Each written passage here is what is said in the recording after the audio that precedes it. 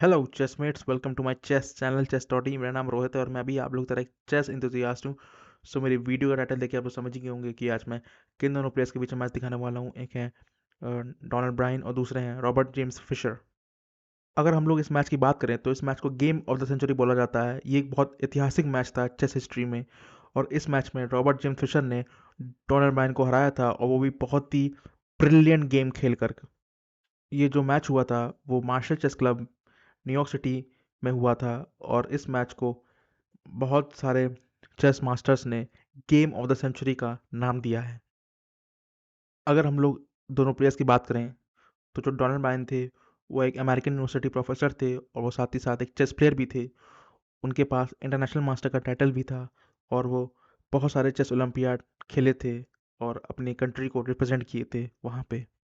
और वहीं अगर हम दूसरे प्लेयर की बात करें रॉबर्ट जेम्स फिशर की, तो उनके बारे में मुझको उनके बारे का और वहीं अगर हम लोग दूसरे प्लेयर की बात करें तो उनके बारे में मुझको बोलने की कोई ज़रूरत नहीं है, उनको पूरी दुनिया जानती है। वो थे बॉबी फिशर। अगर हम लोग बॉबी फिशर की बात करें तो बॉबी फिशर सबसे महान खिलाड़ी थे चेस हिस्ट्री में। वो अमेरिकन चेस हिस्ट्री के सबसे बेहतरीन खिलाड़ियों की लिस्ट में आते हैं और वर्ल्ड लिस्ट में भी सबसे बड़े खिलाड़ी की लिस्ट में आते हैं। वो इतने महान खिलाड़ी थे कि उनने पूरे यूएसएसआर को चुनौती दे दी थी। वो अकेले अमेरिका से खेल रहे थे और पूरे यूएसएसआर की टीम के सामने as a one man army खड़े थे। अगर हम लोग इस मैच की बात करें तो इस मैच में डोनाल्ड ब्राइन वाइट से खेल रहे थे और रॉबर्ट जेम्स फिशर और अगर हम लोग कहें बॉबी फिशर ब्लैक से खेल रहे थे। चलिए मैच को शुरू करते हैं। वाइट शुरू करता है मैच को by playing night F3। Black reply करता है by playing night F6, C4, G6, night C3, bishop G7, D4।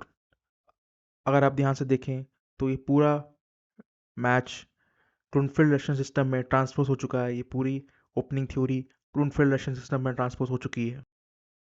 अगर आप देखें तो जो बॉबी फिशर हैं जो ब्लैक से खेल रहे हैं वो किंग साइड कास्लिंग करने की पूरी प्रिपरेशन में थे। एंड बॉबी फिशर भी वही करते हैं, वो किंग साइड कास्लिंग कर लेते हैं। एंड इसके बाद ब्रायन रिप्लाई करते हैं बाय प्लेइंग बिशप F4। वो अपने बिशप को डेवलप करते हैं F4 स्क्वायर पे। एंड इसके बाद फिशर रिप्लाई करते हैं बाय प्लेइंग D5। वो सीधे सेंटर को चैलेंज करते हैं। एंड इसके बाद वाइट रिप्लाई करता है बाय प्लेइंग क्वीन B3। वो सीधे D5 वाले पॉन पे प्रेशराइज करते हैं। एंड इसके बाद फिशर रिप्लाई करते हैं by playing D takes on C4। Queen takes on C4 होता है रिप्लाई में। एंड इसके बाद फिशर रिप्लाई करते हैं बाय प्लेइंग C6। एंड इसके बाद वाइट रिप्लाई करता है बाय प्लेइंग E4। वो सीधे जो D5 एंड E5 वाला पॉन E5 वाला स्क्वायर है उनको ऑक्यूपाई करने की कोशिश करते हैं अपने दोनों सेंट्रल पॉन से। एंड इसके बाद फिशर रिप्लाई करते हैं by playing knight B D7। But knight B D7 की जगह फिशर के पास दो और ऑप्शन थे। वो इन केस मान लीजिए B5 करते तो सीधे क्वीन पे अटैक करते वाइट की क्वीन के पास एक ही ऑप्शन होता है कि वो ऑपरेट स्क्वायर होता। वो चलते क्वीन B3। एंड इसके बाद ब्लैक रिप्लाई करता बाय प्लेइंग क्वीन A5। वो सीधे C3 वाले नाइट को थ्रेटन करते और प्रेशराइज करते। एंड इसके बाद वाइट रिप्लाई करता बाय प्लेइंग बिशप D3। उन्हें बिशप को डेवलप करते साथ ही साथ किंग साइड कास्लिंग के बारे में तुरंत सोचने लगते। एंड इसके बाद ब्लैक रिप्लाई करता बाय प्लेइंग बिशप E6। वो सीधे क्वीन को थ्रेटन करता जो B3 स्क्वायर पे है। जो बिशप है वो सीधे थ्रेटन करता क्वीन को। एंड इसके बाद क्वीन को वापस जाना पड़ता D1 स्क्वायर पे। एंड इसके बाद C5 पुश होता है। तो आप देखें तो ये वाला जो अप्रोच है फिशर का ये थोड़ा एग्रेसिव अप्रोच है। जो ये वाला वेरिएशन है थोड़ा एग्रेसिव वेरिएशन है।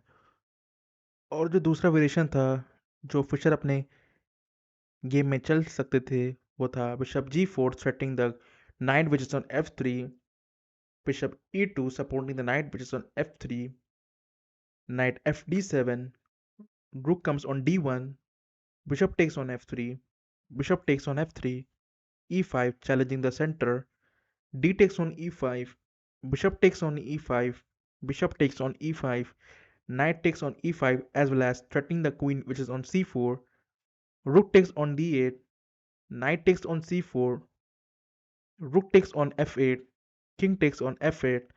तो आप देखते जो ये पूरी पोजीशन आती बाद में एंड गेम में जो पोजीशन आती तो इसकी गेम जो पोजीशन है पूरी इक्वली होती दोनों तरफ से। और इसमें ना वाइट ज़्यादा जल्दी एडवांटेज ले पाता ना ब्लैक ज़्यादा जल्दी एडवांटेज क्रिएट कर पाता। सो इसी सब को देखते हुए रॉबर्ट जेम्स फिशर ने नाइट BD7 चला एंड इसके बाद वाइट रिप्लाई करता है बाय प्लेइंग रुक D1। वो अपने रुक को सेंट्रलाइज करते हैं D1 स्क्वायर पे लाकर एंड इसके बाद ब्लैक रिप्लाई करता है by playing knight B6 threatening the queen which is on C4। Queen goes to C5 and इसके बाद फिशर रिप्लाई करते हैं by playing bishop G4 threatening the knight which is on F3। Bishop G5 threatening the knight which is on f6 and after that Fischer एक brilliant move चलते हैं जिससे पूरा match का पोजीशन ही डिस्टर्ब हो जाती है। पूरा वाइट का सेंटर को ब्रेक कर देते हैं फिशर इस मूव से। ऐसा ब्रिलियंट मूव चलते हैं, वो चलते हैं नाइट A4। ये मूव इसलिए ब्रिलियंट है, मैं आपको दिखाता हूँ। फॉर इंस्टेंस मान लीजिए वाइट रिप्लाई करता बाय प्लेइंग क्वीन B4, तो इसके बाद नाइट टेक्स ऑन C3 होता, B takes on C3, knight takes on E4, bishop takes on E7, queen E8, and rook D3 and C5, threatening the queen which is on B4, queen takes on B7, knight D6, and हमारे night को उनका bishop white का bishop नहीं ले सकता black, क्योंकि जो white का बिशप है वो पिन है, क्योंकि सामने वाइट का किंग रखा हुआ है E1 स्क्वायर पे। एंड इसके बाद क्वीन C7 एंड उसके बाद फाइनल मूव नाइट F5 और उनका बिशप चला जाता, वाइट का डार्क स्क्वायर बिशप चला जाता। और जो दूसरा वेरिएशन था जो वाइट चल सकता था वो था knight takes on A4, knight takes on E4, queen C1। And आप देख रहे हैं जो ब्लैक के दो माइनर पीसेस हैं, जो नाइट है E4 स्क्वायर पे और जो बिशप है G4 स्क्वायर पे, ये दोनों ही सेंट्रलाइज्ड हैं और अच्छी पोजीशन में है black as compare to white. And इसके बाद ब्लैक रिप्लाई करता by playing queen A5 giving a check to the white's king. And इसके बाद नाइट C3 होता है, क्योंकि ये एक फोर्स्ड मूव है और सेफ मूव है। एंड इसके बाद भी अटैक रुकता नहीं ब्लैक का, ब्लैक चलता बिशप टेक्स ऑन F3। उनको लेना ही पड़ता क्योंकि उनका एक माइनर पीस चला जाता। एंड इसके बाद जी टेक्स ऑन F3 होता, नाइट टेक्स ऑन G5 होता। एंड आप देख रहे हैं कि वाइट का पूरा स्ट्रक्चर ख़राब हो चुका है। वाइट के जो दोनों डबल पॉइंट बन गए हैं, इससे पूरा वाइट का स्ट्रक्चर ख़राब हो चुका है। वाइट का किंग भी सेंटर में है, सो पूरी पोजीशन अभी ब्लैक के फेवर में होती। इसी सब को देखते हुए वाइट रिप्लाई करता है by playing queen A3 and इसके बाद फिशर रिप्लाई करते हैं by playing knight takes on C3, B takes on C3, knight takes on E4 and bishop takes on E7, queen B6। Again आप देखिए तो क्या ब्रिलियंट मूव चला है बॉबी फिशर ने। फॉर इंस्टेंस वाइट रिप्लाई करता by playing BD3 threatening the knight which is on E4 and इसके बाद फिशर रिप्लाई करते by playing knight takes on C3 and queen takes on C3 and इसके बाद रुक E8। जो black का dark square bishop, white का जो डार्क स्क्वायर बिशप है वो पिन हो जाता। सो इसी सब को देखते हुए वाइट रिप्लाई करता है by playing bishop C4 and इसके बाद फिशर रिप्लाई करते हैं by playing knight takes on C3, bishop C5 threatening the queen which is on B6 and इसके बाद फिशर चलते हैं rook F8 giving a check to the white king, king F1। And इसके बाद ही Bobby Fischer and इसके बाद ही Bobby Fischer एक बहुत एस्टोनिशिंग मूव चलते हैं। वो चलते हैं बिशप E6, वो अपनी क्वीन दे देते हैं। आपको लग रहा होगा कि ब्लैक की पोजीशन पूरी चली गई है, बट ये match match of the century इसीलिए नहीं खेला जाता। इस मैच में यही तो खासियत थी इस मैच की, आप देखने वाले हैं कुछ ही मूव्स में। फॉर इंस्टेंस मान लीजिए वाइट रिप्लाई करता by playing D5 threatening the bishop which is on E6 and इसके बाद फिशर रिप्लाई करते B takes on D5, rook takes on D5, queen B1 giving a check to the white king, knight E1 and queen takes on E wing checkmate to the white king। और अगर white reply करता by playing bishop E2, सो उसके बाद Fischer reply करते by playing knight B5 and queen B4, queen D8, A4 threatening the knight which is on B5, A5 threatening the queen which is on B4, queen B2, night D6। सो आप देख रहे हैं कि पूरी position black ने अपने favour में कर ली और अपने क्वीन को भी बचा लिया। और अगर वाइट रिप्लाई करता by playing queen takes on C3, so उसके बाद फिशर रिप्लाई करते by playing queen takes on c5, d takes on c5, bishop takes on c3 and bishop takes on e6, rook takes on e6। सो आप देख रहे हैं कि इसमें भी ब्लैक की पोजीशन ज़्यादा फेवरेबल है एज कम्पेयर टू वाइट। और जो लास्ट वेरिएशन है, मान लीजिए वाइट रिप्लाई करता by playing bishop takes on e6, so Fischer reply करते by playing queen b5 giving a check to the white king, king g1, knight e2 giving again a check to the white king, king f1, knight g3 giving a discovered check by queen to the white king, king g1 and queen f1 again giving a check to the white king, force है अपने रुक से लेना। So rook takes on f1 and there's a beautiful mate by knight e2, hence black wins the match। So हर एक variation में black के पास advantage है और कुछ वेरिएशन में तो ब्लैक क्लियरली विन कर रहा है। सो इसी सब को देखते हुए वाइट रिप्लाई करता है by playing bishop takes on b6 and after that Fischer reply करते हैं by playing bishop takes on c4 as well as giving a check to the white king, king goes to g1, knight e2 again giving a check to the white king, king f1, knight takes on d4 again giving a discovered check to the white king, king g1। मान लीजिए white अपने king को G1 square पर ना लगा के रुक d3 करता, तो उसके बाद तो मैच पूरा वाइट का फिनिश हो रहा है, क्योंकि इसके बाद ए टेक्स ऑन b6 होता, क्वीन c3 होती, वो एक डबल अटैक लगाते नाइट पे एज वेल एज बिशप पे जो c4 स्क्वायर पे है।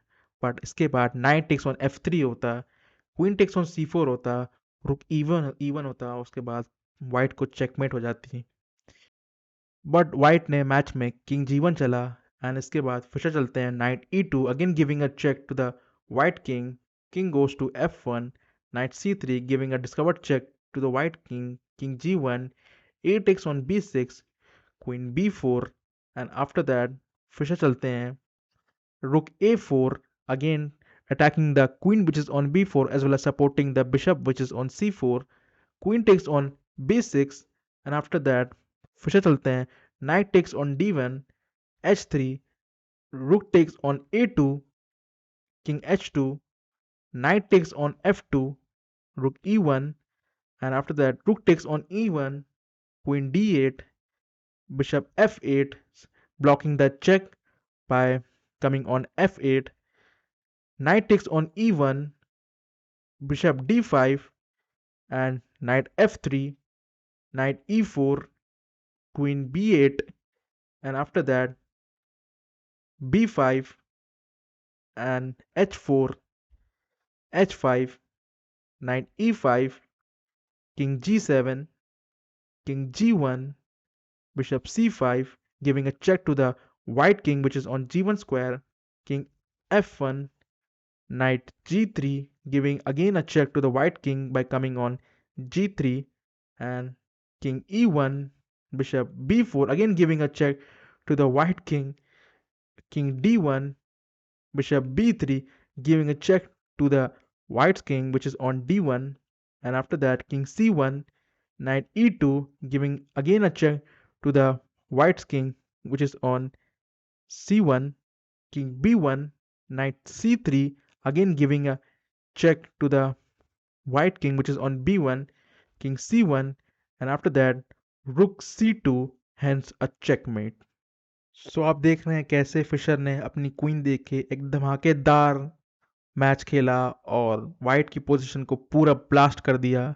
वाइट के पास एक क्वीन होने के बावजूद भी वाइट कुछ नहीं कर पाया और फिशर ने अपने मैच को एज अ बहुत ही ब्रिलियंट खेला। आई होप कि आपको मेरी ये चेस एनालिसिस अच्छी लगी हो। प्लीज़ मेरे चैनल को सब्सक्राइब करिए, शेयर करिए, लाइक करिए और मैं ऐसे ही आप लोग के लिए बॉबी फिशर के बेहतरीन मैचेस को कवर करूँगा। प्लीज़ मेरे चैनल को सब्सक्राइब करिए, शेयर करिए, लाइक करिए, प्लीज़।